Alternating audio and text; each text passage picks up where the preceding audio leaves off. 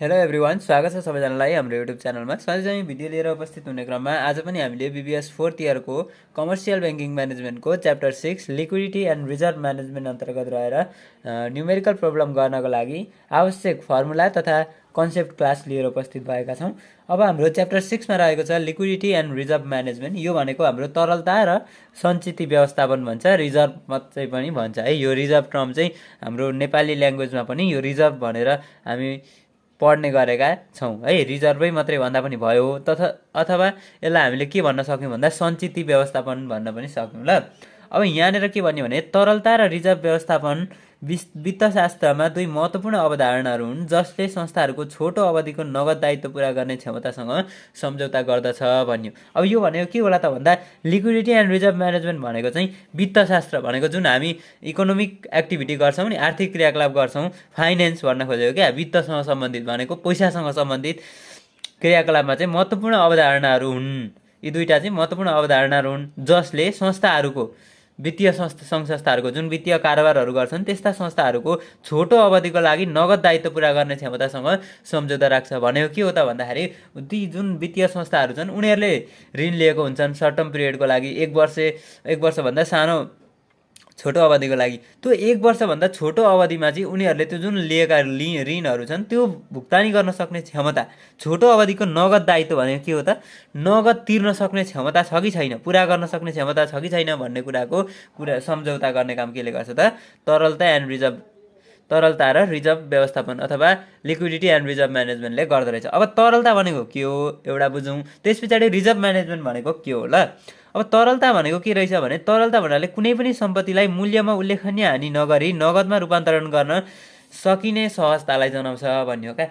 कुनै पनि सम्पत्तिलाई है, एउटा हामीसँग जुन एसेट्सहरू हुन्छन् ती सम्पत्तिहरूलाई चाहिँ मूल्यमा उल्लेखनीय हानि नगरी, त्यो सम्पत्तिको मूल्य घटाएर बढाएर हानि नगरिकन भनेको नघटाइकन नगदमा रूपान्तरण गर्न सकिने भनेको इजिली कन्भर्टेबल इन्टु क्यास भन्छ क्या यसलाई तरलता। कुनै पनि सम्पत्तिहरू हामीले सजिलैसँगले छोटो अवधिमा क्यासमा कन्भर्ट गर्न सक्छौँ भने त्यो के हो त, हाम्रो तरलता हो है।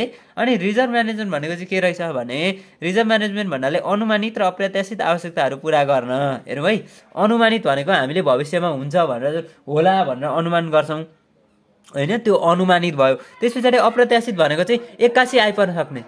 अब अप्रत्याशित भनेको चाहिँ भविष्यमा घट्न सक्ने सम्भावना चाहिँ छैन, तर भरे अकस्मात रूपमा घटिहाल्यो भने चाहिँ त्यस्तो आवश्यकताहरू पुरा गर्नको लागि, अकस्मात आइपर्यो भने त्यस्ता आवश्यकता पुरा गर्न नगदको मात्रा है, नगदको मात्रा भनेको हामीले नगद चाहिँ राख्नु पर्यो र अन्य तरल सम्पत्तिहरूको स्तर योजना स्ट्यान्डर्ड मेन्टेन गर्नु पर्यो, अनुगमन गर्नु पर्यो र नियन्त्रण गर्नु पर्यो। त्यस्तो प्रक्रियालाई के भन्ने त हाम्रो रिजर्भ म्यानेजमेन्ट क्या, सञ्चित व्यवस्थापन अथवा रिजर्भ म्यानेजमेन्ट नै भन्छ अथवा रिजर्भ व्यवस्थापन भन्छ। के रहेछ भने अनुमानित, हामीले भविष्यमा अनुमान गरेका कुराहरू, र अप्रत्याशित भनेको हुन सक्ने है, हुन सक्ने मतलब कि अहिले हामीलाई थाहा पनि छैन, अनुमान पनि लाउन सक्दैनौँ, तत्काल घट्न सक्ने घटनाहरू अप्रत्याशित आवश्यकताहरू होइन। अब आवश्यकता भनेको के हो त भन्दा हामीलाई अकस्मात रूपमा पैसा चाहिन सक्छ, कुनै फन्डहरूमा हामीले लगानी गर्न सक्छौँ, त्यसमा अकस्मात रूपमा चाहियो भने हामीले सोचेको हुँदैन, तर अकस्मात गर्नु पर्यो भने त्यस्ता आवश्यकता पुरा गर्नको लागि नगदको मात्रा, के कति नगदको आवश्यकता पर्छ, के कति नगद हामीसँग छ, त्यसको व्यवस्थापन र अन्य तरल सम्पत्ति भनेको लिक्विड एसेट्स के त भन्दाखेरि सजिलै क्यासमा कन्भर्ट गर्न सक्ने सम्पत्तिहरूको स्तर योजना स्ट्यान्डर्ड मेन्टेन गर्ने काम यति चाहिँ राख्नै पर्छ भन्ने, अनि त्यसको अनुगमन गर्ने छ छैन होइन, छ छैन त्यो विचार गर्ने, अनि त्यो भए अथवा नभए, धेरै भए पनि त्यसलाई नियन्त्रण गर्ने, थोरै भए त्यसलाई बढाउने प्रयास गर्ने प्रक्रियालाई चाहिँ के भन्दो रहेछ त, रिजर्भ म्यानेजमेन्ट भन्दो रहेछ। अब तरलता र रिजर्भ व्यवस्थापन चाहिँ हाम्रो वित्तीय संस्थाहरूमा किन आवश्यक छ, किन महत्त्वपूर्ण छ त भनेर यहाँ अलिकति हेरिएको छ। त्यो के रहेछ हेरौँ है। ल तरलता र रिजर्भ व्यवस्थापन चाहिँ वित्तीय स्थायित्व कायम राख्नको लागि हामीलाई के चाहिँदो रहेछ, तरलता र रिजर्भ म्यानेजमेन्ट चाहिँ अथवा लिक्विडिटी एन्ड रिजर्भ म्यानेजमेन्ट चाहिँ महत्त्वपूर्ण रहेछ। किनभने पर्याप्त तरलता र आफ्नो सञ्चितलाई आफ्नो सञ्चितलाई प्रभावकारी रूपमा व्यवस्थापन गर्नाले है, अब हाम्रो तरलता र जुन आफ्नो सञ्चित भनेको रिजर्भ है, प्रभावकारी ढङ्गले व्यवस्थापन गरियो भने के हुन्छ, वित्तीय कमी भनेको हामीलाई जुन फाइनेन्सियली चाहिँ हाम्रो कमी हुन पाउँदैनन्, हामीले चाहिँ जुन तत्काल भुक्तानी गर्नुपर्ने दायित्वहरू छन् ती सजिलैसँग भुक्तानी गर्न सक्छौँ। र वित्तीय अवरोध है, वित्तीय अवरोध भनेको चाहिँ कस्तो भने हामीलाई कुनै पनि बाधा अडचन नहुने क्या तरलता व्यवस्थापनसँग सम्बन्धित अथवा तरलता हामीले त्यो जुन लिक्विड ल्याबिलिटिज हुन्छन् तरल दायित्वहरू चाहिँ त्यस्ता दायित्वहरूमा भुक्तानी गर्न कुनै अवरोध हुँदैन हामीले पर्याप्त मात्रामा आफ्नो तरलता र सञ्चित व्यवस्थापन गर्न सक्यौँ भने। किनभने हामीसँग तरलता पर्याप्त छ भने तरल सम्पत्तिहरूमा के गर्छौँ त हामीले जुन तरल दायित्वहरू छन् अथवा जुन दायित्वहरू छन् ती दायित्वहरू हामीले के गर्न सक्छौँ त भुक्तानी गर्न सक्छौँ। त्यो भएपछि हाम्रो वित्तीय फाइनेन्सियली पनि स्ट्रङ हुने भयो, वित्तीय कमी हुने भएन, विक हुने भएन फाइनेन्सियली आफ्नो संस्था पनि। र त्यस्ता अवरोधहरू ती भुक्तानी गर्नुपर्ने बाध्यताहरू पनि के हुन्छन् त हटेर जान्छन् हामीसँग पर्याप्त मात्रामा तरलता र सञ्चित व्यवस्थापन छ भने होइन। अर्को जोखिम अवरोध हटाउन भनेको छ ब्याज दरको उतार चढाव, अप्रत्याशित खर्च र आर्थिक मन्दी जस्ता वित्तीय जोखिम कम गर्न पनि के गर्छ त तरलता व्यवस्थापनले के गर्ने भयो हाम्रो महत्त्वपूर्ण भूमिका खेल्ने भयो। अब कसरी भन्नु होला, ब्याज दर उतार चढाव भनेको हाम्रो बजार ब्याज दर भनेको सधैँ स्टेबल रहँदैन है, एकै नासको रहँदैन। कहिले ब्याज दर एक्कासी घटिदिन्छ, कहिले एक्कासी बढिदिन्छ। अब त्यस्तो बेलामा यो जुन ब्याज दर उतार चढाव हुन्छ त्यस्तो बेलामा हामीसँग पर्याप्त मात्रामा तरलता छ भने ब्याज दर घटोस् अथवा बढोस् है, जुन ब्याज दरमा हुने उतार चढाव छ त्यो उतार चढावलाई नियन्त्रण गर्न हामीले के गर्छौँ त रिजर्भमा पनि सर्टेन फन्ड राखेका हुन्छौँ, निश्चित पैसाको व्यवस्था गरेका हुन्छौँ। सँगसँगै हामीले तरल सम्पत्तिहरू तत्काल 1 वर्षमा चाहिँ इजिली क्यास कन्भर्ट गर्न सकिने सम्पत्तिहरू पनि पर्याप्त मात्रामा राखेका छौँ भने त्यस्तो उतार चढावहरूलाई पनि कम गर्नको लागि।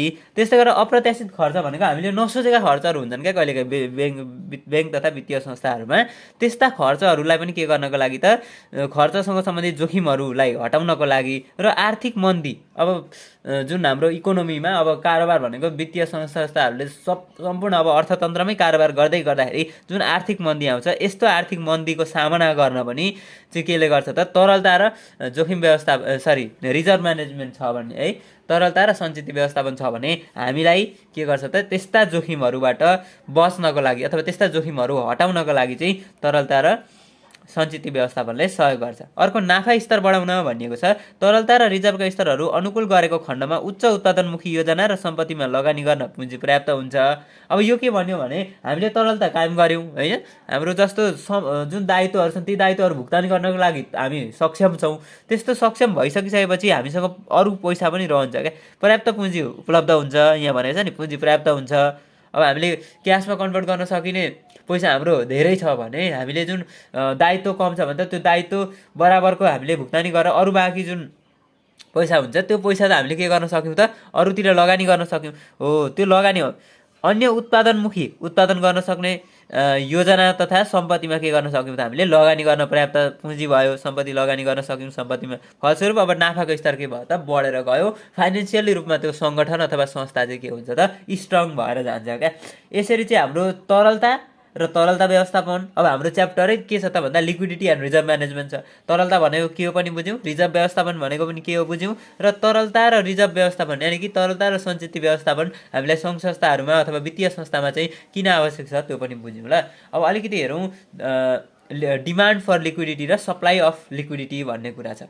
यो हामीले पढ्नुपर्ने हुन्छ। किन यो पढ्छौँ भन्दाखेरि हामीले योसँग रिलेटेड रहेर चाहिँ के गर्छौँ त हिसाबहरू गर्छौँ। त्यो हिसाबहरू गर्नको लागि हामीलाई demand for liquidity and supply of liquidity यो बुझ्नुपर्ने छ। ल अब हामी त्यो हेर्छौँ ल। अब ब्याङ्कको तरलता व्यवस्थापनका 2 पक्षहरू हुन्छन् भन्यो ल। ब्याङ्कको तरलता व्यवस्थापन गर्ने कि 2टा पक्षहरू हुन्छन् अरे। एउटा कोषको आवश्यकताको अनुमान, अब हामीलाई कस्ता कोषहरू कति कोषहरू आवश्यकता पर्छ होइन, कहाँबाट ती कोषहरू कलेक्ट गर्ने मतलब ती फन्डहरू कहाँबाट सिर्जना गर्ने, यस्ता कुराहरू कोषको आवश्यकता अनुमान गर्ने काम पर्दो रहेछ एउटा पक्ष।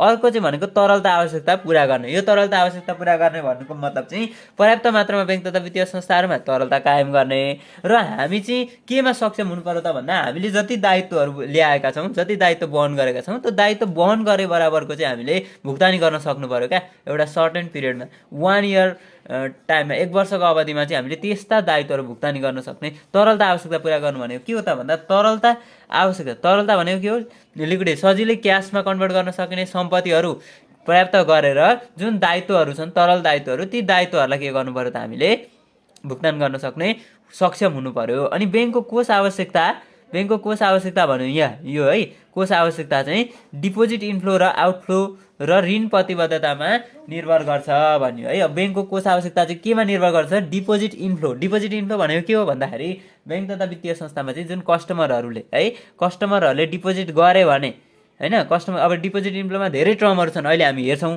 अब डिपोजिट इन्फ्लोमा के टर्महरू छन् अहिले हेर्छौँ। त त्यो सँगसँगै हामीले के बुझ्नु पर्यो त भन्दाखेरि जुन यो डिमान्ड, यो हामीले अहिले डिपोजिट इन्फ्लोसँग सम्बन्धित चाहिँ डिमान्ड र सप्लाईबाट बुझ्छौँ ल अलिकति।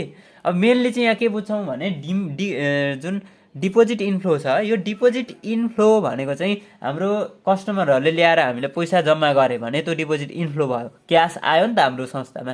र आउटफ्लो भनेको चाहिँ उनीहरूलाई आवश्यक परेपछि त फेरि उनीहरूले नै राखेको पैसा हो, त्यस कारणले उनीहरूले फिर्ता गर्न सक्छन्, लान सक्छन् भने त्यो डिपोजिट के भयो, आउटफ्लो भयो। अर्को ऋण प्रतिबद्धता भनेको चाहिँ कस्तो भने जस्तो बैंक तथा वित्तीय संस्थाहरूले जुन ऋण लिएको हुन्छन्, अब बाहिरबाट त ल्याउनु पर्यो नि, त्यो पनि इन्फ्लो नै हुन्छ ऋण लिएको कुरा। अब त्यो चाहिँ म यति समयमा भुक्तानी गर्छु भनेर जुन प्रतिबद्धता देखाएका हुन्छन् अथवा प्रतिबद्ध गरेका हुन्छन्, जुन एग्रिमेन्ट हुन्छ, त्यो अनुसारले चाहिँ के गर्नु पर्यो त, त्यो क्यास चाहिँ के गरिदिनु पर्यो, फिर्ता गरिदिनु पर्यो हैन, ल्याएको पैसा फिर्ता गरिदिनु पर्यो। अब जस्तो यो ऋण प्रतिबद्धता भनेको चाहिँ अब बैंक तथा वित्तीय संस्थाले अरू बाहिरी सोर्सहरूबाट हैन, बाहिरी सोर्सहरूबाट फन्ड कलेक्ट गर्छन्, त्यो फन्ड चाहिँ म यति टाइम पिरियडमा चाहिँ म तिर्छु भनेर जुन प्रतिबद्धता दिएका हुन्छन्, त्यो प्रतिबद्धताले पनि बैंकको कोष आवश्यकता निर्भर गर्छ क्या, बैंकको कोष आवश्यकता। किन भन्दाखेरि हामीले यति टाइम पछाडि चाहिँ म यो पैसा तिर्छु भनेर गरिसकेपछि त्यो टाइममा त हाम्रो त्यो क्यास त आउटफ्लो भयो क्यासको त। त्यस कारणले गर्दा त्यो समयमा क्यास आउटफ्लो हुँदाखेरि पनि हाम्रो संस्था स्ट्रङ छ कि छैन, हामीले तरल दायित्वहरू भुक्तानी गर्न सक्ने अवस्था छ कि छैन, हो यो कुरा डिपेन्ड गर्ने भएको कारणले बैंकको कोष आवश्यकता चाहिँ डिपोजिट इन्फ्लो पैसा आउने, आउटफ्लो पैसा जाने, र ऋण प्रतिबद्धता भनेको यति समयमा तिर्छु भनेर बैंक तथा वित्तीय संस्थाहरूले एग्रिमेन्ट गरेका हुन्छन्, त्यो कुरामा के गर्दो रहेछ त, निर्भर गर्दो रहेछ। अब यहाँ भन्यो निक्षेप, आप्रवाह अथवा उत्प्रवाह अन्य वित्तीय साधनहरूको तुलनामा निक्षेपमा ब्याज दर र प्रतिस्पर्धीको तुलनामा बैंकले प्रस्ताव गरेको दरमा निर्भर गर्छ भन्यो है। यो के भनेको भने निक्षेप आउने हैन, बचत हुने र फिर्ता जाने कुरा चाहिँ अन्य वित्तीय साधनको तुलनामा निक्षेपमा ब्याज दर, अब निक्षेपमा कति ब्याज दर छ, कति पर्सेन्टले छ, र प्रतिस्पर्धीको तुलनामा जुन अरू बैंक तथा वित्तीय अब संस्थाहरू त धेरै हुन्छ नि त, यो वित्तीय संस्थाहरू, ती अरू प्रतिस्पर्धी संस्थाहरूको तुलनामा हामी भनेको एउटा त्यही वित्तीय संस्था नै हो, प्रस्ताव गरेको दरमा निर्भर गर्छ भन्यो। जस्तो अरू वित्तीय संस्थाहरूको चाहिँ डिपोजिटमा चाहिँ 10% छ अरे इन्ट्रेस्ट रेट हैन। अब उनीहरूले 10% दिन्छन् भने हामीले 11% दियौँ भने हाम्रो डिपोजिट इन्फ्लो के भयो त, बढेर जाने भयो हो। त्यहाँ आउटफ्लो कम हुन्छ। किन आउटफ्लो कम हुन्छ भन्दा सबैजनाहरूले बचत गर्छन्, किनभने 1% भए पनि हाम्रो संस्थामा के छ त, ब्याज दिने जुन ब्याज दर छ त्यो बढी छ। अब त्यो हुँदाखेरि डिपोजिट इन्फ्लो भयो धेरै। अब त्यो अर्को प्रतिस्पर्धी संस्थाको 10% छ, हामीले चाहिँ 9% मात्रै बनायौँ अथवा 9.50 9.5% बनायौँ भने चाहिँ के हुन्छ त, हाम्रो संस्थामा जुन जति राखेका छन् कस्टमरहरूले त्यो राखेको पैसा उनीहरूले के गर्छन्, फिर्ता लान्छन्। किनभने हामीले दिएको ब्याज दर चाहिँ अरू संस्थाले दिएको ब्याज दर भन्दा कम भयो। कम भएपछि उनीहरूले जहाँ बढी छ त्यहाँ लगेर चाहिँ के गर्छन्, जम्मा गर्छन्। भनेपछि यो कुरामा निर्भर हुने रहेछ। निक्षेपमा ब्याज दर र प्रतिस्पर्धीको तुलनामा बैंकले प्रस्ताव गरेको दरमा निर्भर गर्छ भन्यो। निक्षेप, आप्रवाह, उत्प्रवाह चाहिँ है भनेको क्यास, डिपोजिट इन्फ्लो र डिपोजिट आउटफ्लोको कुरा। अनि यदि इन्ट्रेस्ट रेट बढ्यो, डिपोजिटको इन्ट्रेस्ट रेट बढ्यो भने there will be larger deposit inflow हो। यो मैले अघि भनिसकेँ है। यदि हामीले इन्ट्रेस्ट रेट बढायौँ, अन्य प्रतिस्पर्धीको तुलनामा हामीले बढी ब्याज दर दियौँ भने के भयो, लार्जर डिपोजिट इन्फ्लो भनेको बढी आउने भयो, क्यास आउने भयो संस्थामा। त्यस्तै यदि इन्ट्रेस्ट रेट घट्यो, डिपोजिट इन्ट्रेस्ट रेट घट्यो भने there will be larger amount of deposit withdraw. अब झिक्नेको सङ्ख्या चाहिँ के हुन्छ त, बढेर जान्छ अथवा बढी मात्रामा हाम्रो संस्थाबाट के गर्छन्, झिकेर लान्छन्। त्यस कारणले यो मेन्टेन गर्नको लागि पनि हामीलाई के आवश्यक छ, तरलता व्यवस्थापन र रिजर्भ व्यवस्थापन, लिक्विडिटी एन्ड रिजर्भ म्यानेजमेन्टको आवश्यकता छ। अब डिमान्ड फर लिक्विडिटी र सप्लाई अफ लिक्विडिटीको कुरा पनि अलिकति हेरौँ ल।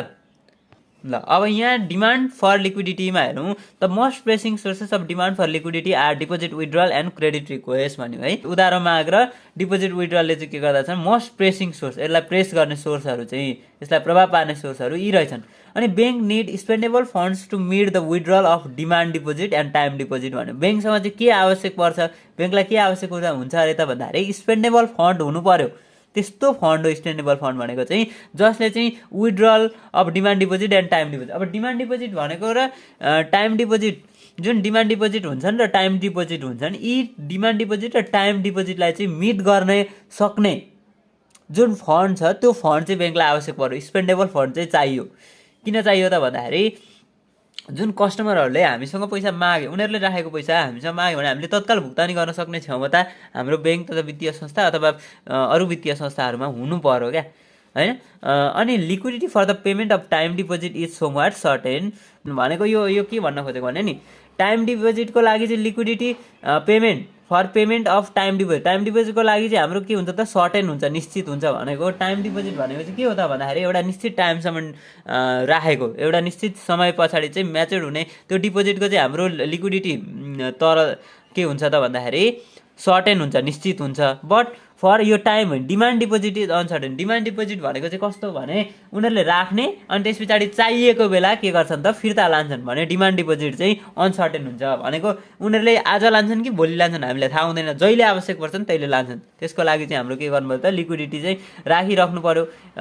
किन त भन्दा उनीहरूले लाने हामीलाई थाहा छैन क्या, कहिले लान्छन्। अब आज मानिलिउँ 10 लाख रुपियाँ बचत गरे, अब भोलि पर्सि निकोर्सि जहिले लान सक्छ नि त डिमान्ड डिपोजिटमा, त्यस कारणले त्यो चाहिँ अनसर्टेन हुन्छ। So bank need liquidity to meet the withdrawal of demand deposit and to pay the time deposit at their maturity भन्यो है। के राख्नु पर्यो त ब्याङ्कसँग, के आवश्यक पर्यो भने liquidity to meet the withdrawal of demand deposit. Demand डिपोजिटको विड्रलको लागि लिक्विडिटी निड पुरा हुनु पर्यो। सँगसँगै के गर्नु पर्यो त, pay the time deposit at their maturity period भइसकिसकेपछि टाइम डिपोजिट पे गर्ने पनि के हुनु पर्यो त, लिक्विडिटी हुनु पर्यो।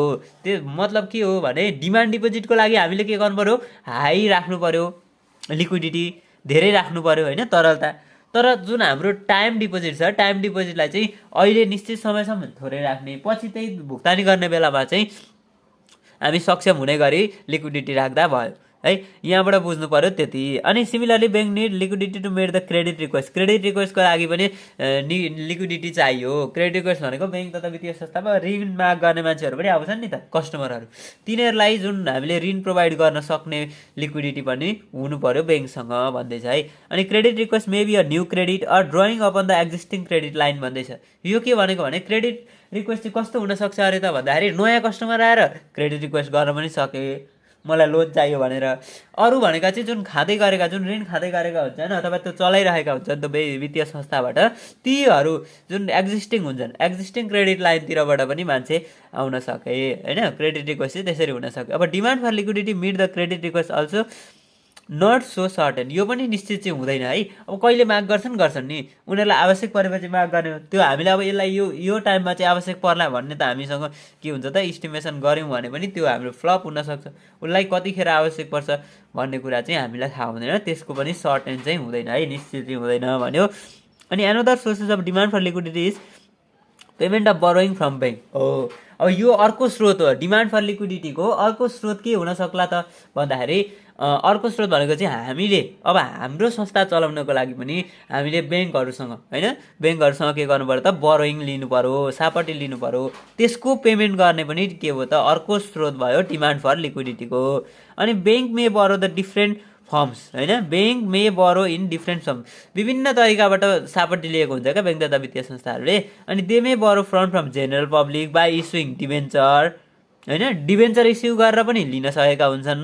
And they may borrow from the central bank, केन्द्रीय ब्याङ्कबाट पनि के गरेका हुन सक्छन् त, त्यो सापटी लिएका हुन सक्छन्। अनि they need liquidity to pay off the debenture at their maturity and repay the loan borrowed from the central bank. अब तिनीहरूलाई के आवश्यक पर्यो भन्दा लिक्विडिटी चाहिँ राख्नै पर्यो, दे निड लिक्विडिटी, तिनीहरूलाई आवश्यक छ लिक्विडिटी राख्नको लागि। To pay the debenture at their maturity time, डिभेन्चरको म्याचुरिटी पिरियड भएपछि जुन परिपक्व अवधि सकिन्छ, त्यो परिपक्व अवधि सकिएपछि त्यो पैसा तिर्नको लागि पनि लिक्विडिटी राख्नु पर्यो। And repay the loan borrowed from the central bank, central ब्याङ्कबाट एउटा निश्चित समयसम्म लिएको लोन हुन्छ अथवा ऋण हुन्छ, त्यो ऋण तिर्नको लागि पनि के गर्नु पर्यो त, लिक्विडिटी राख्नु पर्यो। अनि इन एडिसन अब सँगसँगै के भयो त भन्दाखेरि bank need liquidity to pay the government income tax, debenture to share holders, periodical interest on debenture and bonus to their employee and so on भन्दैछ। अब केमा लिक्विडिटी राख्नु पर्यो त ब्याङ्कले भन्दाखेरि अर्को भनेको गभर्मेन्ट इन्कम ट्याक्स, उनीहरूले जति आम्दानी गर्छन् त्यसको ट्याक्स दिनको लागि पनि लिक्विडिटी राख्नु पर्यो है। त्यो लिक्विडिटी त्यो चाहिँ निश्चित नै हुन्छ, हामीले यति यो समयमा ट्याक्स तिर्छौँ लगभग निश्चित नै हुन्छ क्या, हाम्रो इन्कम अनुसारको ट्याक्स तिर्नुपर्छ त्यो छँदैछ। तर पनि हामीले यो टाइममा चाहिँ यति ट्याक्स तिर्छौँ भन्ने हामीले ट्याक्स इस्टिमेसन गर्न चाहिँ सक्छौँ। अनि डिभिडेन्ड टु सेयर होल्डर्स, अब हाम्रो इन्कम भएअनुसार हाम्रो जुन संस्थामा सेयर होल्डर्सहरू छन् तिनीहरूलाई डिभिडेन्ड पनि दिनु पर्यो। पेरियोडिक इन्ट्रेस्ट अन डिभेन्चर, अब डिभेन्चरमा जुन हामीले ऋण लिएको हुन्छौँ त्यसको पेरियोडिकल इन्ट्रेस्ट रेट भनेको निश्चित समयमा चाहिँ हामीले ब्याज पनि तिर्नुपर्ने हुन्छ, त्यो पनि हाम्रो लिक्विडिटी राख्नु पर्यो त्यसको लागि पनि। And bonus to their employees and so on भन्दैछ। त्यस्तै प्रकृतिका र बोनस टु इम्प्लोइज भनेको त्यहाँ काम गर्ने, त्यो संस्थामा काम गर्ने कर्मचारीहरूलाई चाहिँ के गर्नु पर्यो त, संस्थामा काम गर्ने कर्मचारीलाई बोनसको सुविधा पनि दिनु पर्यो, त्यसका लागि पनि लिक्विडिटी चाहिँ आवश्यक छ भन्दैछ। अब सप्लाई अफ लिक्विडिटी अलिकति हेरौँ ल। Banks to meet the earlier stated source of demand for liquidity use different sources of liquidity. अब major sources of liquidity are new deposit and loan भन्दैछ। अब liquidity major sources of supply liquidity के रहेछन् भने new deposit र loan रहेछन् है। अब bank receive new deposit from their existing customer and new customer. अब ब्याङ्कले त्यो न्यू डिपोजिट चाहिँ कसरी लिन्छ भन्दाखेरि तिनीहरूको एक्जिस्टिङ कस्टमरबाट पनि न्यू डिपोजिट लिन सक्यो ब्याङ्कले, भनेको पहिल्यैदेखि कारोबार गर्दै गरेकासँग पनि लिन सक्यो, त्यस रिसिभ गर्छ भनौँ न। अनि न्यू कस्टमर भनेको ब्याङ्कमा चाहिँ अब नयाँ कस्टमरहरू पनि हुन्छन् क्या, त्यस्ता नयाँ कस्टमरबाट पनि उसले के गर्छ त, पैसा रिसिभ गर्छ। They receive deposit on transaction account which is commonly known at current account भन्यो। अब दे रिसिभ, ब्याङ्कले कसरी रिसिभ गर्छन् त त्यस्ता डिपोजिटहरू भन्दा उनीहरूको ट्रान्जेक्सन अकाउन्टमा चाहिँ रिसिभ गर्छन्, which is commonly known as current account. Current account भनेर हामी चिन्छौँ, त्यस्तो अकाउन्टमा चाहिँ के गर्छन् त ब्याङ्क तथा वित्तीय संस्थाले त्यो जुन एक्जिस्टिङ कस्टमर होस् अथवा न्यू कस्टमर होस् तिनीहरूले डिपोजिट गरेको पैसा त्यो करेन्ट अकाउन्ट मार्फत उनीहरूले प्राप्त गर्छन्। Similarly they receive deposit on time deposit and saving deposit also. अब बचतमा पनि बचत डिपोजिट पनि भयो, सेभिङ डिपोजिट, अनि टाइम डिपोजिट भनेको फिक्स गर्छन्, हामी फिक्समा राख्छौँ पैसा भन्छौँ नि, हो त्यो टाइम डिपोजिटमा पनि टाइम डिपोजिटको मार्फत पनि उनीहरूले के गर्छन् त पैसा चाहिँ लिन्छन्, रिसिभ गर्छन् होइन। अब bank leaks liquidity from the their borrower also. Borrower जुन सापटी दिने संस्थाहरू हुन्छन् अथवा केन्द्रीय ब्याङ्क हुन्छ त्यसबाट पनि उसले के गर्न सक्छ त भन्दाखेरि उनीहरूले लिक्विडिटीको सप्लाई पाइरहेका हुन्छन् होइन, यहाँ भनियो।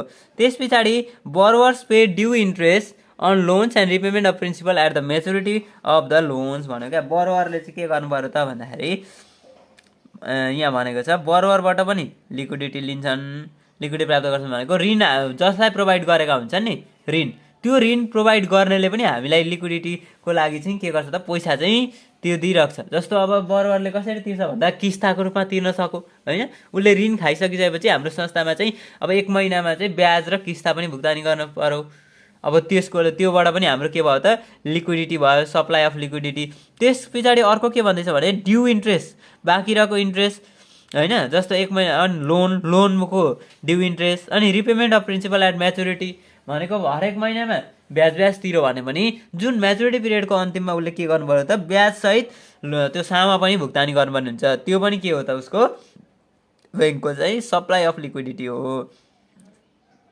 अब यहाँ अर्को के भन्दैछ भने depending upon the quality of loans liquidity supply from loan is predictable.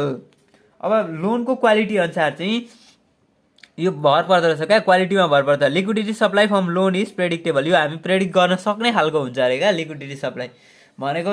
हामीले प्रेडिक्ट गर्न सक्छौँ अरे लोनको आधारमा है, हामीले क्वालिटी अफ लोनको गुणस्तरको आधारमा चाहिँ हामी के गर्न सक्छौँ त भन्दाखेरि यहाँबाट यति सप्लाई होला, हाम्रो पैसा चाहिँ यति सप्लाई हुन्छ भनेर प्रेडिक्ट गर्न सक्छौँ अरे। त्यस पछाडि another source of supply is the marketable securities in investment portfolio भन्यो। अर्को चाहिँ स्रोत के हुनसक्छ त लिक्विडिटी सप्लाईको भन्दाखेरि marketable securities in investment portfolio अरे क्या। Marketable securities in investment portfolio भनेको के होला भन्दाखेरि मार्केटेबल सेक्युरिटिज इन इन्भेस्टमेन्ट पोर्टफोलियोमा चाहिँ जुन मार्केटेबल सेक्युरिटिज हुन्छन् त्यो चाहिँ इन्भेस्टमेन्ट पोर्टफोलियोमा लगानी गरेर होइन।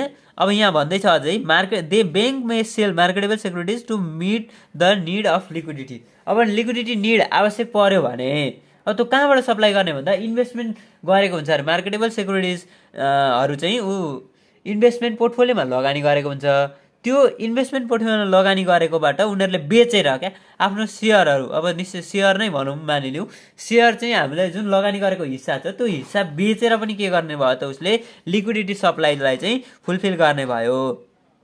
त्यस पछाडि non deposit service of the bank and money market are the sources of liquidity. अर्को सोर्सेस चाहिँ के हुनसक्छ त भन्दा non deposit service of bank and money market, जुन मुद्रा बजार र ब्याङ्कबाट जुन हुन्छन् नन डिपोजिट सर्भिसेस बाट पनि त्यो डिपोजिट नगरेका अरू ती जुन भन्यो नि यहाँ non deposit service of the bank and money market are the sources of liquidity. अर्को के रहेछ नन डिपोजिट सर्भिस, ब्याङ्कको नन डिपोजिट सर्भिस भनेको त्यो गैर निक्षेप क्या, गैर निक्षेप सेवा। अब त्यो के हुन्छन् अहिले बुझ्छौँ हामी। अर्को चाहिँ के रहेछ भने सेक्युरिटी मार्केट, यहाँ भन्यो money market are the sources of liquidity भन्यो। अब कन्सिडरेबल अमाउन्ट अफ लिक्विडिटी यहाँ भनेको छ है, considerable amount of liquidities flows from the non deposit service as fee commission income भन्यो है। यहाँ के रहेछ भने अमाउन्ट अफ लिक्विडिटी फ्लो कहाँबाट चाहिँ आउँदो रहेछ नन डिपोजिट सर्भिस भन्दा as fee and commission income. अब फीको रूपमा होइन, त्यो त डिपोजिट गरेको हुँदैन नि त, कुनै चार्जहरू सर्भिस चार्जहरू लिएर होस् अथवा ब्याङ्कले चाहिँ एउटा मेडिएटरको रूपमा काम गरेर कमिसनको इन्कमको रूपमा चाहिँ के गर्दो रहेछ त त्यो लिक्विडिटी सप्लाई हुँदो रहेछ ब्याङ्कको। अनि ब्याङ्क्स मे बरो the fund from money market. अब के गर्दो रहेछ अब त्यो नन डिपोजिटमै पर्छ है, मनी मार्केटबाट चाहिँ त्यो फन्डहरू लियो अरे क्या, लोनको रूपमा लियो अरे ब्याङ्क मे बरो लिन सक्छ, सापट्टै लिन सक्छ fund from money market if they need the spendable fund. त्यो स्पेन्डेबल फन्ड आवश्यक पर्यो मतलब कि उनीहरूलाई भुक्तानी गर्नुपर्ने जुन कोषको आवश्यकता पर्यो भने के गर्न सक्ने रहेछन् त उनीहरूले मनी मार्केटबाट बरो गर्न पनि सक्ने रहेछन्। यो सप्लाई अफ लिक्विडिटीमा हेर्दैछौँ है हामी। अनि they may use the interbank borrowing to meet the emergency need of liquidity for very short period of time. छोटो अवधिमा चाहिँ उनीहरूले जुन लिक्विडिटी आवश्यक पर्यो, इमर्जेन्सी रूपमा उनीहरूलाई लिक्विडिटी आवश्यक पर्यो भने उनीहरूले के पनि गर्न सक्ने रहेछन् त। इन्टर ब्याङ्क भनेको त्यही ब्याङ्क बिच क्या, अब सम्पर्क हुन्छ नि त संस्था बिच, वित्तीय संस्थाहरू बिच सम्पर्क एकदम राम्रो निकट सम्बन्ध पनि हुन्छ, सम्पर्क पनि हुन्छ। त्यस कारणले गर्दा एउटालाई आवश्यक पर्दा अर्कोबाट सापट्टि लिएर पनि उनीहरूले के गर्ने रहेछन् त्यो लिक्विडिटी निडलाई चाहिँ फुलफिल गर्ने रहेछन्। अब नेट लिक्विडिटी पोजिसन भनेको छ। अब नेट लिक्विडिटी पोजिसन भनेको चाहिँ net liquidity deposit is the different of supply of liquidity and demand for liquidity. More specifically it is given by the following equation भन्यो LN liquidity need, net liquidity need भनेको चाहिँ के रहेछ भने LS भनेको liquidity supply र liquidity demand. हामीले कहाँबाट लिक्विडिटी सप्लाई गर्न सक्छौँ र डिमान्ड हाम्रो कति छ त्यो घटायौँ भने हाम्रो नेट लिक्विडिटी निड आउँदो रहेछ क्या। अब यहाँ भनेको छ where LN is financial firms net liquidity position. Financial फर्मको नेट लिक्विडिटी पोजिसन चाहिँ कस्तो छ त्यो देखाउने काम एलएनले गर्यो। अनि एलएस भनेको supply of liquidity flowing into the financial firm and LD equal to चाहिँ के हो त demand on the financial firm for liquidity. लिक्विडिटीको लागि कति डिमान्ड चाहिएको छ त फाइनेन्सियल फर्मलाई, यो कुरा चाहिँ हामी हेर्छौँ। यो हामी यहीसँग रिलेटेड रहेर हिसाब पनि गर्छौँ लिक्विडिटी निड्सको कुरा होइन। यति चाहिँ हाम्रो यो कुरा भयो है।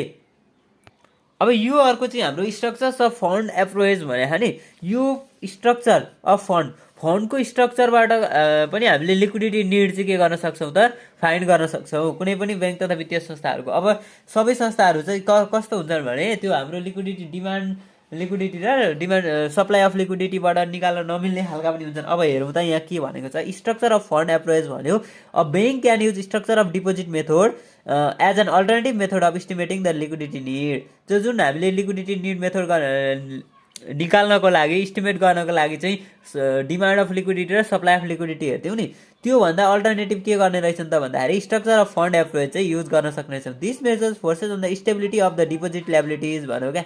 यसले चाहिँ के फोकस गर्दो रहेछ भन्दाखेरि stability of deposit liabilities. Deposit ल्याबिलिटीको चाहिँ स्टेबिलिटीमा चाहिँ फोकस गर्दो रहेछ, स्थिरतामा क्या। डिपोजिट ल्याबिलिटिज भनेको के हो त भन्दा हाम्रो जुन डिपोजिट फिर्ता गर्नुपर्ने दायित्व छ, कस्टमरहरूको डिपोजिट चाहिँ फिर्ता गर्नुपर्ने दायित्व, यसमा चाहिँ फोकस गर्दो रहेछ, त्यसको स्थिरतामा चाहिँ फोकस गर्दो रहेछ भने we follow the following steps in determining the liquidity need of the bank. ब्याङ्कको लिक्विडिटी निड पत्ता लगाउनको लागि चाहिँ तल दिएका स्टेपहरू हामीले के गर्नुपर्ने रहेछ त फलो गर्नुपर्ने रहेछ भन्यो। क्याटेगोराइजेसन अफ सोर्सेस अफ फन्डको चाहिँ क्याटेगोराइज गर्ने, यो जुन फन्ड छ त्यसको स्रोतहरू चाहिँ कता कताबाट आउँछन् अथवा कसरी क्यारेक्टराइज गर्ने त भन्दाखेरि we categorise the deposit and other sources of fund of a bank into the different categories on the basis of the probability है। प्रोबेबिलिटी अफ विड्रल भनेको उनीहरूले निकाल्न सक्ने सम्भावना कति छ भन्ने कुरामा क्याटेगोराइज गर्दा रहेछौँ। अब deposit and non deposit liabilities are categorise the volatile liabilities, vulnerable fund and stable fund भन्यो है। अब यो बुझ्छौँ अहिले हामी हेर्दै जान्छौँ। डिपोजिट र नन डिपोजिट ल्याबिलिटिजलाई चाहिँ यहाँ के भनेको छ त डिपोजिट ल्याबिलिटिज अथवा नन डिपोजिट ल्याबिलिटीलाई नै फोकस गर्छ। त्यसको स्टेबिलिटीलाई भने नि त यो मेथडले त स्ट्रक्चर अफ फन्ड एप्रोच मेथडले अथवा स्ट्रक्चर अफ फन्ड मेथडले चाहिँ के गर्दो रहेछ त भन्दाखेरि डिपोजिट लायबिलिटिजको मात्रै कुरालाई फोकस गर्छ। त्यस कारणले गर्दा deposit and non deposit liabilities are categorise into volatile liabilities, vulnerable fund and stable fund भन्यो। अब we call volatile liabilities as a hot money also. Hot money पनि भन्छौँ अरे हामीले भोलाटाइल लायबिलिटिजलाई। अब के हो त भोलाटाइल लायबिलिटिज भन्दा volatile liabilities are those deposit and other borrowed fund which is very interest rate sensitive भन्यो क्या। त्यस्ता स्रोतहरू हुन्, त्यस्ता फन्डहरू हुन् अथवा त्यस्ता दायित्वहरू हुन् जुन चाहिँ बजारको ब्याज दरसँग के हुन्छन् त एकदमै संवेदनशील हुन्छन्। भनेको बजार ब्याज दर बढ्दाखेरि अथवा घट्दाखेरि त्यस्ता दायित्वहरूमा के हुन्छन् त हलचल आउँछन् अथवा के हुन्छन् त्यस्ता दायित्वहरू चाहिँ बढी अथवा घटी हुने गर्छन् भन्यो है। And management are sure that such fund which are very interest sensitive भन्दैछ। म्यानेजमेन्ट स्योर पनि हुन्छ अरे यहाँ भन्दैछ है, sorry. And management are sure that the such fund are withdrawal during the current period. अब उनीहरू व्यवस्थापन के स्योर हुन्छ त भन्दाखेरि त्यस्ता फन्डहरू होइन, त्यस्ता फन्डहरू चाहिँ विड्रन ड्युरिङ द करेन्ट पिरियड। कुनै जुन त्यस्ता फन्डहरू छन् अथवा सच फन्ड त्यस्ता फन्डहरू चाहिँ withdraw during the current period, अहिलेको तत्काल समयमा वर्तमान पिरियडमा चाहिँ त्यस्ता फन्डहरू विड्र हुन सक्छन् भनेर उनीहरूले के गर्छन् स्योर हुन्छन् अरे। अनि vulnerable fund are those fund. अब भल्नरेबलको कुरा है, भोलाटाइलको कुरा भइसक्यो, इन्ट्रेस्टसँग सम्बन्धित। इन्ट्रेस्ट बढ्दा अथवा घट्दाखेरि के हुँदो रहेछ त उनीहरूको त्यो फन्डको चाहिँ बढ्ने अथवा घट्ने होइन, त्यस्ता जुन इन्ट्रेस्ट सेन्सिटिभ भनेको चाहिँ इन्ट्रेस्टले चाहिँ असर पार्ने क्या। इन्ट्रेस्ट बढ्दा अथवा घट्दाखेरि त्यसको आउटफ्लो इनफ्लोमा चाहिँ फरक पर्ने खालका हुँदो रहेछन् भोलाटाइल लायबिलिटिज होइन। अब vulnerable fund are those fund which have the possibility of the withdrawal of the substantial portion normally 25 to 30% of such fund during the current time period. यस्ता फन्डहरू हुन् जुन चाहिँ तिनीहरूको निकाल्ने सम्भावना कति छ अरे त भन्दाखेरि त्यसको पोर्सनको भन्दा normally 25 of 30% during the current period. त्यो भनेको जति उनीहरूले डिपोजिट गरेका छन् त्यसको 25% अथवा 30% चाहिँ अहिले करेन्ट पिरियडमा निकाल्न सक्ने प्रोबेबल हुँदो रहेछन्, त्यसको सम्भावना त्यस्तो हुँदो रहेछ। अनि stable fund as those fund अथवा those part of fund which are rarely withdrawn during the current period. अहिले तत्काल यो समयमा चाहिँ बिरलै मात्रामा क्या हतपति निकाल्दैनन्, निकालिहाल्यो भने पनि बिरलै मात्रामा चाहिँ के गर्छन् त निकाल्ने रहेछन्। अनि we call stable fund as the core deposit or core liabilities. Stable फन्डलाई चाहिँ हामीले के पनि भन्न सक्ने रहेछौँ भने कोर डिपोजिट अथवा कोर लायबिलिटिजको नाम पनि दिन सक्ने रहेछौँ।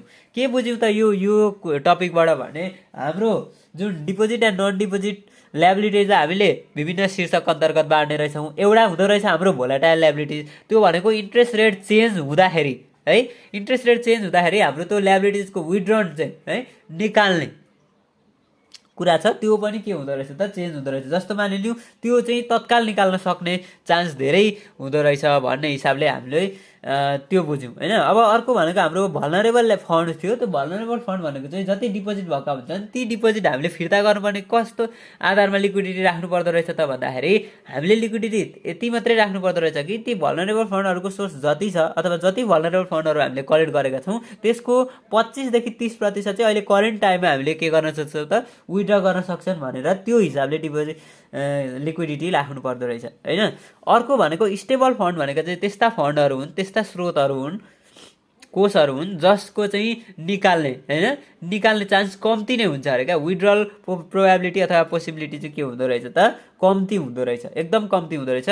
त्यस्तालाई चाहिँ कोर डिपोजिट अथवा कोर लायबिलिटिज पनि भनेर भन्दा रहेछौँ। हामीले पछि हिसाब गर्दाखेरि बुझिहाल्छौँ ल। अब set aside for a liquidity reserve भन्यो है। लिक्विडिटी रिजर्भको लागि चाहिँ के सेट असाइड गर्नुपर्छ भने liquidity manager set aside a certain percent of each sources of fund for liquidity reserve. तरलता सञ्चित गर्नका लागि होइन, लिक्विड रिजर्भ तरलता सञ्चितको लागि चाहिँ लिक्विडिटी म्यानेजरले के गर्दो रहेछ certain percent of each sources of fund, हरेक त्यो फन्डका स्रोतहरू कोषका स्रोतहरूको चाहिँ लिक्विड रिजर्भ राख्नु पर्दो रहेछ सर्टेन पर्सेन्ट क्या लिक्विड म्यानेजरले चाहिँ। अब the percent of liquid reserve depends on the desired operating rule of the concern bank. अब त्यो सम्बन्धित ब्याङ्कको चाहिँ डिजायर्ड अपरेटिङ रुलसँग पनि के हुँदो रहेछ त डिपेन्ड गर्दो रहेछ यो लिक्विड रिजर्भ राख्नेको पर्सेन्टेज राख्नेको है। अब यहाँ भन्दैछ त्यो चाहिँ क्वेसनमा अब यो हामी यहाँ हिसाब गर्दै गर्दाखेरि चाहिँ त्यो क्वेसनमा आधारित हुन्छ भन्न पनि सक्यौँ क्या। क्वेसनमा हामीलाई त्यो ब्याङ्कको चाहिँ यति रहेछ, यति पर्सेन्ट चाहिँ यस्तो यस्तो तरिकाले राख्दो रहेछ भन्ने दिएको छ भने हामीले त्यो अनुसारले गर्छौँ। अब यहाँ के भन्यो भने फर इक्जाम्पल उदाहरणको लागि the bank may have the operating rule set aside 90% is volatile sources of fund for liquid reserve. अब लिक्विड रिजर्भमा चाहिँ हाम्रो के राखेको हुनसक्छ अपरेटिङ रुल भन्दाखेरि 90% of is volatile sources of fund चाहिँ रिजर्भमा राख्नुपर्दो रहेछ। जति volatile fund sources of fund छन् तिनीहरूको 90% चाहिँ रिजर्भमा राख्नु पऱ्यो क्या, लिक्विड रिजर्भको रूपमा चाहिँ राख्नु पऱ्यो। त्यो हुन सक्यो उसको के भयो त अपरेटिङ रुल भयो हैन। अनि this liquid reserve is held in the form of immediately spendable deposit in the corresponding institution, investment in treasury bill and repurchase agreement भन्यो क्या। This liquid reserve is held in the form of immediately spendable. अब यो liquidity जुन हाम्रो 90% liquid reserve राखेका छौँ त्यसले चाहिँ के गर्न सक्यो त भन्दाखेरि इमिडिएट स्पेन्डेबल भनेको के गर्न सक्यो तत्काल हामीले भुक्तानी गर्न पनि सक्ने भयौँ। त्यो जुन हाम्रो डिपोजिटहरू हुन्छ नि डिमान्ड डिपोजिट त्यस्तो डिपोजिटहरूलाई हामीले तत्काल भुक्तानी गर्न पनि सक्यौँ। ट्रेजरी बिल गर्न इन्भेस्टमेन्ट इन ट्रेजरी बिल भनेको ट्रेजरी बिल खरिद गर्न पनि सक्यौँ अथवा ट्रेजरी बिलमा लगानी गर्न पनि सक्यौँ र रिपर्चेज एग्रिमेन्ट गर्न पनि सक्यौँ हैन। त्यो हाम्रो 90% जुन रिजर्भ राखेको छ यो इक्जाम्पलसँग रिलेटेड रहेर त्यस्तो हिसाबमा हाम्रो जुन रिजर्भ छ त्यसले चाहिँ हाम्रो तत्काल डिपोजिट डिमान्ड डिपोजिटलाई फिर्ता गर्न पनि सक्यौँ हैन यहाँ भनेको छ नि। अनि इन्भेस्टमेन्ट इन ट्रेजरी बिलमा लगानी गर्न पनि सक्यौँ र रिपर्चेज एग्रिमेन्ट गर्न पनि सक्यौँ, पुनः खरिद सम्झौता गर्न पनि सक्यौँ। अनि legal reserve behind the such volatile deposit and non deposit funds are deducted from their reserve from the liquid reserve भन्यो। के भन्यो भने legal reserve behind the legal reserve behind the such volatile deposit and non deposit funds are deducted from the liquid reserve. अब liquid रिजर्भबाट चाहिँ त्यो हाम्रो legal reserve चाहिँ के गर्नु पर्दो रहेछ त घटाउनु पर्दो रहेछ from the deducted from the liquid reserve. Liquid रिजर्भबाट चाहिँ घट्दा रहेछन् है लिगल रिजर्भ चाहिँ भन्दैछ। अनि by thumbs of the rule 30% of vulnerable deposit and non deposit liability set arrive for the liquidity fund and legal reserve of this liabilities are deducted भन्दैछ। By thumb of रुलले चाहिँ के भन्दो रहेछ भने 30% of deposit fund 30% of the vulnerable deposit and non-deposit liability are set aside for liquid funds and legal reserve of these liabilities are deducted भन्दैछ क्या। 30% हुँदो रहेछ यसको चाहिँ है घटाउने कुरा। त्यस पछाडि अर्को के भन्छ for stable deposit and non deposit liabilities in general 15% or less are set aside for liquid fund. Liquid फन्डको लागि चाहिँ स्टेबल डिपोजिट अथवा नन डिपोजिट लाइबिलिटिजको चाहिँ के गर्नुपर्दो रहेछ 15% चाहिँ रिजर्भमा राख्नुपर्दो रहेछ। त्यो 15% अथवा त्योभन्दा कम है अर लेस पनि भनेको छ। अनि in this case also legal reserve behind this deposit and non deposit liabilities is deducted. अब यो केसमा पनि के हुन्छ त लिगल रिजर्भ चाहिँ त्यस्ता डिपोजिट र नन डिपोजिट लाइबिलिटिजमा पनि घटाउन चाहिँ घटाइने रहेछ भन्दैछ है।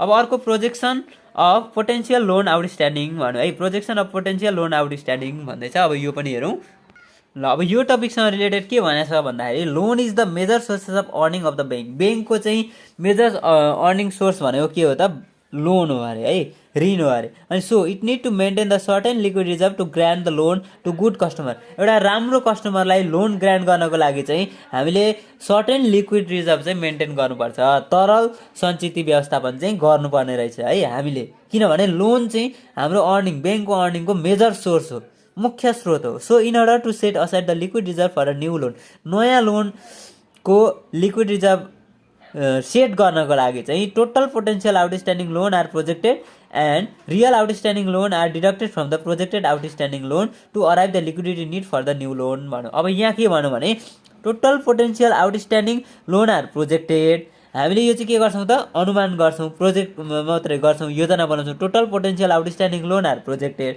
And real outstanding loan are deducted from the projected. हामीले यति हो भनेर प्रेडिक्ट गर्छौँ अथवा प्रोजेक्ट गर्छौँ, अनुमान गर्छौँ। त्यस पछाडि रियल आउटस्ट्यान्डिङ लोन चाहिँ कति छ त्यो चाहिँ घटाइदिन्छौँ प्रोजेक्टेड आउटस्ट्यान्डिङ लोनबाट। जति हामीले प्रोजेक्ट गरेका हुन्छौँ, प्रेडिक्ट गरेका हुन्छौँ, त्यसमा चाहिँ रियल आउटस्ट्यान्डिङ लोन चाहिँ घटाइदिन्छौँ to arrive the liquidity need for new loan. नयाँ लोनको लिक्विडिटी निडमा चाहिँ आइपुग्नको लागि होइन अथवा त्यो पत्ता लगाउनको लागि। So we need 100% of liquidity for potential loan. यो पोटेन्सियल लोनको लागि चाहिँ हामीलाई 100% के हुँदो रहेछ त लिक्विडिटी चाहिँदो रहेछ हामीलाई हो। अनि in some we express this of the following equation in calculated of liquidity need calculate गर्नको लागि जुन हामीले यो डिस्कस गऱ्यौँ यो कुरालाई चाहिँ हामीले एउटा ठुलो फर्मुला छ यो फर्मुलामा हामी देखाउँछौँ भन्दैछ। अब आर भनेको के हो त टोटल लिक्विडिटी निड अथवा रिक्वायरमेन्ट। यो पनि हाम्रो इक्जामको लागि एकदम महत्त्वपूर्ण छ है। यो फर्मुला योसँग रिलेटेड रहेर हामीले निकै हिसाबहरू गर्नु पनि पर्छ। त्यस कारणले गर्दा यो फर्मुला जान्नु पर्यो। आर इक्वल टु के हो त टोटल लिक्विडिटी निड अथवा रिक्वायरमेन्ट। यो हामी कसरी निकाल्दा रहेछौँ त भन्दा पी भनेको percentage to be set aside. हामीले कति पर्सेन्टेज चाहिँ राख्ने होइन कति पर्सेन्टेज राख्ने भोलाटाइलको कति त्यस पछाडि अर्को हट मनीको कति भोलाटाइल अथवा हट मनी भनेको त एउटै हो होइन। त्यस पछाडि भल्नरेबल फन्डको लागि कति राख्ने त्यस पछाडि स्टेबल फन्डको लागि कति राख्ने अनि यो अर्को चाहिँ के हो त भन्दाखेरि पोटेन्सियल लोनको लागि हामीले कति राख्ने। यो भनेको चाहिँ पर्सेन्टेज टु सेट असाइड। अब क्वेसनमा दिए अनुसारले पनि हुन्छ कहिलेकाहीँ क्वेसनमा दिएन भने हामीले राख्नुपर्ने कुरा पनि हामीले माथि छलफल गरिसक्यौँ है।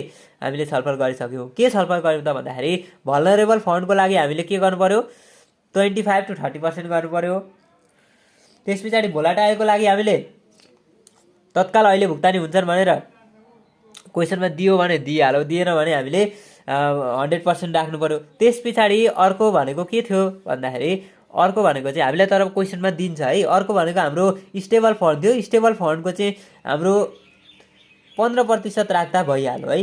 10 more less than 15% or less than 15% 15% अथवा त्योभन्दा थोरै राख्दाखेरि हुन्छ है स्टेबल डिपोजिटको लागि।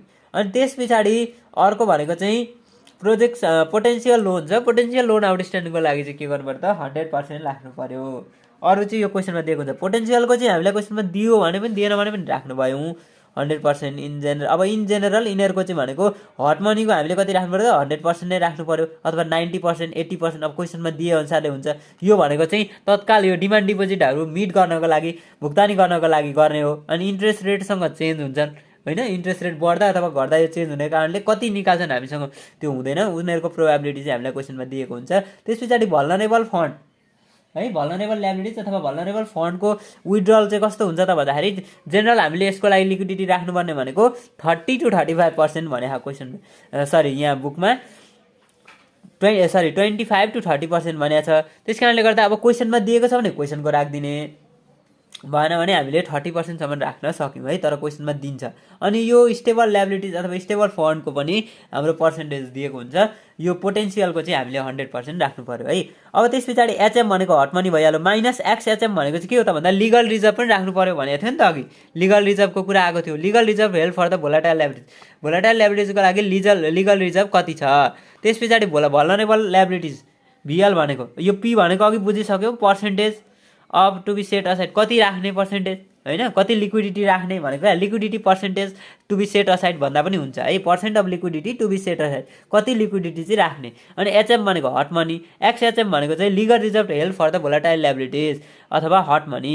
लिगल रिजर्भ चाहिँ त्यो पनि राख्नु पर्यो क्या। लिगल रिजर्भ चाहिँ घटाउनु पर्यो। हट मनीमा legal reserve for hot money घटाउनु पर्यो। अनि त्यसको कति प्रतिशत गर्ने लिगल रिजर्भ पनि हामीलाई क्वेसनमा दिएकै हुन्छ।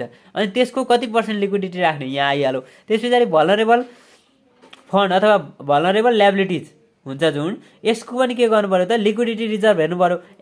एक्सभिएल भनेको के हो त भन्दाखेरि लिक्विडिटी रिजर्भ लिगल रिजर्भ भन्छ क्या। यो लिगल लिक्विडिटी रिजर्भलाई चाहिँ केले बुझाउँछ एक्सले जनाउँछ है। यो ख्याल गरौँ। एक्स भनेको चाहिँ लिगल लिक्विडिटी रिजर्भ। अब फर भिएल भनेको भल्नरेबल ल्याबिलिटिज। अब यो भल्नरेबल ल्याबिलिटिजको पनि लिगल लिक्विडिटी रिजर्भ अथवा लिगल लिक्विडिटी रिजर्भ चाहिँ हामीलाई क्वेसनमा दिएको हुन्छ क्या। यति चाहिँ लिगल्ली राख्नुपर्छ भनेर। त्यस कारणले अब यो पनि पर्सेन्टेजमा मल्टिप्लाई गरिदिने। अनि एसएल भनेको त स्टेबल ल्याबिलिटिज अथवा स्टेबल फन्ड त्यसमा पनि लिगलको कुरा आउँछ। अनि यो भनेको पर्सेन्टेज कति पर्सेन्टेज गर्ने। अब कहिलेकाहीँ चाहिँ हामीलाई क्वेसनमा कस्तो दिन्छ भने भल्नरेबल फन्ड अथवा भल्नरेबल ल्याबिलिटिजको कुरा दिएको हुन्छ। अनि त्यसको पर्सेन्टेज दिन्छ। यो पोर्सन मात्रै पनि हामीले निकाल्नुपर्ने हुनसक्छ। अनि कहिलेकाहीँ यो पोर्सन मात्रै निकाल्नु पनि पर्ने हुन्छ स्टेबल फन्डको लागि। कहिलेकाहीँ यो पोटेन्सियल लोनको मात्रै पनि निकाल्नुपर्ने हुन्छ। कहिले चाहिँ टोटल लिक्विडिटी निड कति भन्छ क्या। अब कहिलेकाहीँ यसरी छुट्याएर सोध्छ भन्न खोजेको मतलब के हो त भन्दाखेरि लिक्विडिटी निड अथवा liquidity requirement for hot money कति हो त भनेर क्या 2 मार्क्समा liquidity requirement for hot money कति हो भनिदिन्छ, अनि liquidity requirement for vulnerable liabilities कति हो भनिदिन्छ, अनि फेरि यो स्टेबल ल्याबिलिटिज कति हो भन्छ, पोटेन्सियल ल्याबिलिटिज कति हो भन्छ। यसरी छुट्टा छुट्टै सोधेर लास्टमा चाहिँ टोटल चाहिँ कति हो त, टोटल लिक्विडिटी रिक्वायरमेन्ट चाहिँ कति हो भनेर पनि सोध्न सक्छ। अब हामीले यो यति गर्दै गर्दाखेरि यति पढिसकेपछि हामीले के बुझ्नु पर्यो भने हामीले लिक्विडिटी निकाल्ने दुईवटा तरिका रहेछन्। एउटा तरिका भनेको डिमान्ड अफ लिक्विडिटी र सप्लाई अफ लिक्विडिटीको रिलेसनबाट भनेको supply of liquidity minus demand of liquidity गऱ्यौँ भने हाम्रो के आउने रहेछ, लिक्विडिटी निड आउने रहेछ। अर्को भनेको चाहिँ पर्सेन्टेज दिएको हुँदो रहेछ हाम्रो लिक्विडिटी राख्ने पर्सेन्टेज, अनि के दिएको हुँदो रहेछ भन्दा हट मनी भनेको इन्ट्रेस्ट रेट चेन्ज हुँदाखेरि चेन्ज हुने। त्यस पछाडि अर्को भनेको भल्नरेबल ल्याबिलिटिज भनेको पनि हामीले फिर्ता गर्नुपर्छ, तर तत्काल फिर्ता गर्ने हाम्रो प्रतिशत चाहिँ कति राखे पुग्छ त भन्दा 25 देखि 30% राख्दाखेरि पुग्छ भनेको छौँ इन जेनरल। यो चाहिँ सामान्यतया, तर क्वेसनमा दिएको छ भने जति भनेको छ त्यति राखिदिने हो। अनि स्टेबल ल्याबिलिटिजको भनेको 15% अथवा लेस देन 15%, 15% अथवा त्योभन्दा कमी राख्नु पर्यो। र पोटेन्सियल ल्याबिलिटिजको चाहिँ नयाँ लोन पोटेन्सियल लोन आउटस्ट्यान्डिङको चाहिँ हामीले के गर्नु पर्यो, 100% राख्नु पर्यो है। फर पोटेन्सियल लोन भन्दै चाहिँ we need 100% of liquidity for potential loan भन्यो। त्यस कारणले फर्मुलामै 1 आयो क्या। 100% भनेको कति त भन्दा 1। अब यहाँ त प्रोबेबिलिटी हो, कति पर्सेन्ट हो भनेर हामीलाई थाहा छैन, यो चाहिँ प्रोबेबिलिटी उनीहरूले दिएको हुन्छ। यहाँ चाहिँ 100 हुन्छ, फिक्स नै हुन्छ। त्यस कारणले यसरी हामी के गर्दा रहेछौँ त, लिक्विडिटी निड फाइन्ड गर्दा रहेछौँ। अब हाम्रो च्याप्टरै के थियो त, लिक्विडिटी एन्ड रिजर्भ म्यानेजमेन्ट थियो त। त्यस कारणले योसँग सम्बन्धित भएर हामी हिसाबहरू गर्नेछौँ। अब यहाँनिर अलिकति के भन्नु त भन्दाखेरि अब यो प्रोबेबिलिटी दिएको बेलामा पनि हुन्छ क्या।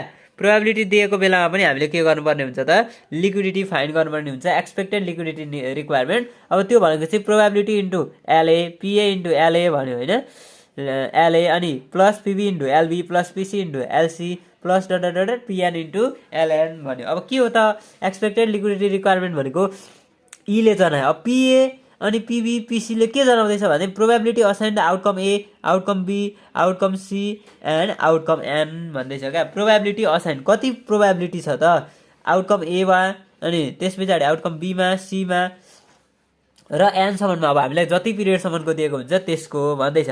त्यस पछाडि एलए, एलबी, एलसी भनेको चाहिँ इस्टिमेटेड लिक्विडिटी सरप्लस अथवा डिफिसिट। हाम्रो लिक्विडिटी सरप्लस भएको छ कि डिफिसिट भएको छ त, त्यो आउटकमहरूबाट क्या, आउटकम एबाट, आउटकम बीबाट, आउटकम सीबाट चाहिँ हाम्रो इस्टिमेटेड लिक्विडिटी सरप्लस भएको छ कि डिफिसिट भएको छ। अब सरप्लस र डिफिसिट हामी कसरी थाहा पाउँछौँ भन्दाखेरि लिक्विडिटी सप्लाईमा लिक्विडिटी के गर्छौँ, लिक्विडिटी सप्लाईमा अथवा डिपोजिट र लोनको कुरा हुन्छ क्या। मेन चाहिँ हाम्रो डिपोजिट र लोन हेर्छौँ हामीले। डिपोजिट र लोन दिएको बेलामा हामी के गर्छौँ त, त्यो दुईटाको डिफ्रेन्स चाहिँ के गर्छौँ हामीले, इस्टिमेटेड लिक्विडिटी सरप्लस र डिफिसिट गर्छौँ क्या। डिपोजिटमा लोन घटाइदिन्छौँ है, इस्टिमेटेड डिपोजिटमा इस्टिमेटेड लोन घटाइदिन्छौँ। यो हामी एकदमै इन्डिभिजुअल हामी यो सोल्युसन गर्दा हेर्छौँ। त्यसमा हामीले मेन चाहिँ के गर्नु पर्यो त भन्दा प्रोबेबिलिटीसँग मल्टिप्लाई गरिदिनु पऱ्यो, आउटकम ए को, आउटकम बी को, आउटकम सी को सरप्लस भएको छ कि डिफिसिट भएको छ भन्ने कुरालाई। त्यो गर्दाखेरि हाम्रो के आउँदो रहेछ, टोटल एक्सपेक्टेड लिक्विडिटी रिक्वायरमेन्ट आउँदो रहेछ।